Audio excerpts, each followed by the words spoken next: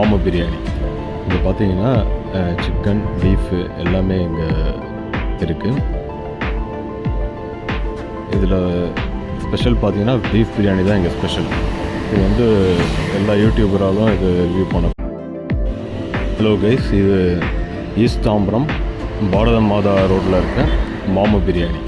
இங்கே பார்த்தீங்கன்னா chicken, beef எல்லாமே இங்கே இருக்குது.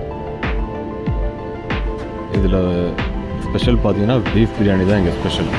இது வந்து எல்லா யூடியூபராலும் இது ரிவ்யூ பண்ணப்படுது. ரொம்ப ஒரு ட்ரெண்டிங்கான ஃபேமஸ் பிரியாணி ஷாப் இது.